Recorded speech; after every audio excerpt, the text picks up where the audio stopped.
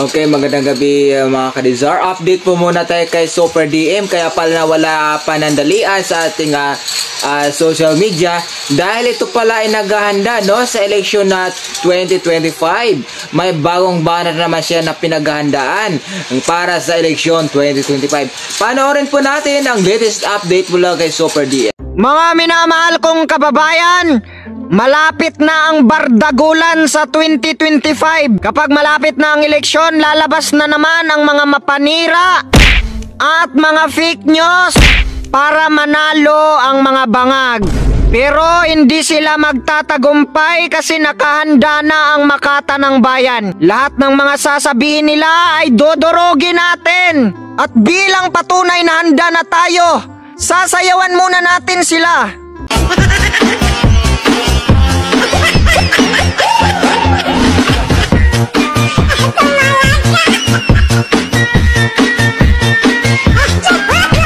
Kaya mga ka-over, i-follow na ninyo ang aming mga social media account. Mga ka-over, dalawa ang YouTube ko, Super DM at Pambansang Makabayan. At dalawa din ang Facebook page ko, Super DM at Pambansang Makabayan. Dalawa din ang TikTok ko, Makata ng Bayan at Super DM. Kasi itong mga bangag, pinapaband kami kaya naghanda na ako ng dalawa-dalawang account. Yung mga may malasakit sa bayan, pinapaband ng mga bangag.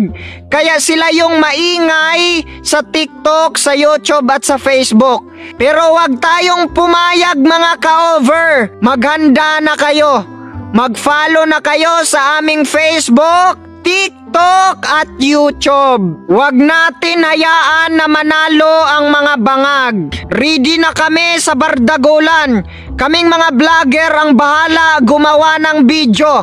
At kayo namang mga supporters na hindi vlogger, kayo ang bahala magbigay sa amin ng reinforcement sa comment section. Malapit na ang bardagulan. Handa na tayo para durugin ang mga bangag na vloggers.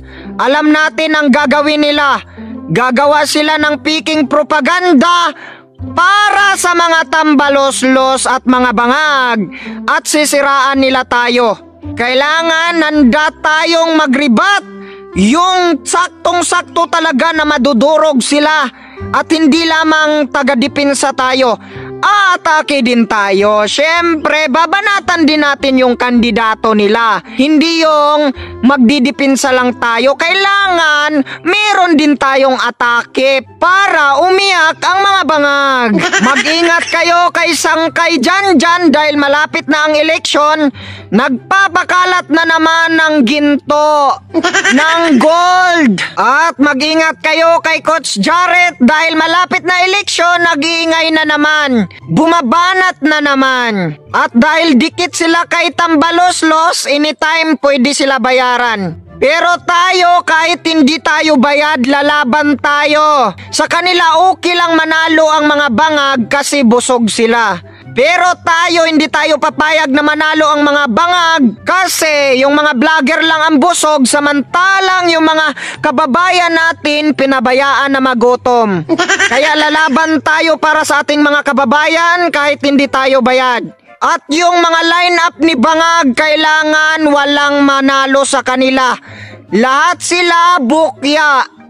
At bilang patunay na handa na tayo, bigyan nga natin ng practice. Sige nga. So alam naman natin kung ano ang depensa natin sa paninira nila, no? Madali silang sagutin kasi yung sinasabi nila puro haka-haka. Ngayon naman, ang pagpraktisan natin ay kung paano tayo aatake. Sample, para sa mga vlogger, aatake. Wala nang intro-intro, wag paniwalaan ang mga bangag na vlogger kasi sila lang ang nabubusog pero yung mga kababayan natin nagugutom. O yung politiko naman ang atakihin natin. Sige. Wala nang intro-intro. Wag natin iboto itong lahat ng lineup nila sa Senado kasi magiging sip-sip lang sila at tumanggap ng sweldo. Kapag sila ay nanalo, bangag na ang lahat ng mga Pilipino. At syempre meron din tayong positive.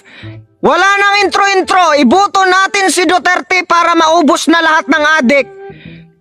Kasi itong mga adik, ang kanilang amo ay mga incheck. Karamihan sa mga incheck, ang negosyo ay pulboron. Habang inaapi tayo sa West Philippines, yung ibang Pilipino tumutulong sa negosyo ng mga incheck, nagbibinta ng pulburon, sinisira ang bayang Pilipinas. Lahat ng mga adik, magbago na kayo. No, mahalin ninyo ang bayan. Nagbibinta kayo ng pulburon, negosyo ng mga incheck. Pinapayaman nyo ang mga incheck tapos sinisira nyo ang bayang Pilipinas.